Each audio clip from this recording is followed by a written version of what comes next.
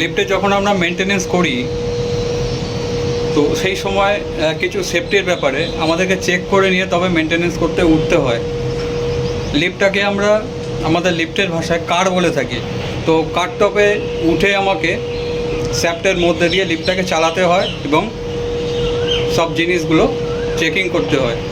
তো সেই লিফটটাকে আমি যখন ধরবো মেনটেনেন্সের জন্য কিভাবে ধরবো চলুন দেখে নেওয়া যাক। আপনারা কেবিনের মধ্যে দিয়ে লিফট চড়েন আর আমরা লিফটের মাথা দিয়ে চালিয়ে মেনটেনেন্স করি। প্রথমে কন্ট্রোলারটাকে মেনটেনেন্স মুডে করে নিই, লিফটের মাথায় উঠতে পারবো সেই রকম জায়গায় লিফটটাকে দাঁড় করিয়ে নিই। তারপর গেট খোলার চাবির সাহায্যে গেটটাকে আমরা সহজেই খুলে নিতে পারি। এবারে দেখুন লিফটের মাথায় উঠে কাজ করার জন্য কি কি সেফটি আমাকে দেখে নিতে হবে। আগে আমাকে লিফটের মাথায় যে মেনটেনেন্স মুড আছে, মেনটেনেন্স সুইচ আছে, ওটাকে অন করে নিতে হবে। লিফটের মাথায় উঠে কাজ করার আগে এই সব বিষয়গুলো চেক করে তারপরে কাজ করা খুব দরকার। আমি গেটটা এবারে বন্ধ করে দেবো। আমি এখান থেকে কন্ট্রোলার থেকে আমি ইনস্পেকশন অন করেছিলাম, সেই ইনস্পেকশনটাকে আমি নর্মাল করে দেবো। এটা কি চেকিং করলাম, দেখুন আমার এখনও ইনস্পেকশন শো করছে, মানে কার টপ ইনস্পেকশন সুইচ আমার ঠিক আছে। চলুন আপ ডাউন সুইচটা ঠিক আছে কি দেখে নিই। কার টপে গাড়ি ধরার জন্য এটা সেফটি।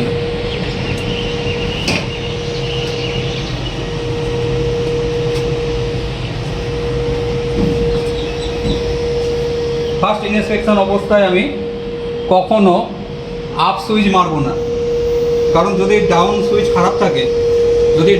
খারাপ থাকে তাহলে এই পজিশন আমি আপে উঠে গেলে তখন আমি একা আর ডাউনে নামতে পারবো না। তাই আমি ফার্স্ট ডাউন সুইচটা প্রেস করব, যে লিফটটা নিচের দিকে নামছে কিনা দেখার জন্য। দেখার পরে ইনস্পেকশন মোডেই থাকবে। একটু লিফটটাকে নামিয়ে নেবার পরে আপ সুইচটা আমি প্রেস করব। আপ সুইচটা প্রেস করে আমি আপে এবং ডাউনে যেটা চলছে সেটা দেখে নেব। স্টপ সুইচ, কার টপ স্টপ সুইচ আছে, এটাকে আমি প্রেস করে দেবো। আমি দেখে নেব যে লিফটটা স্টপ কাজ করছে কিনা।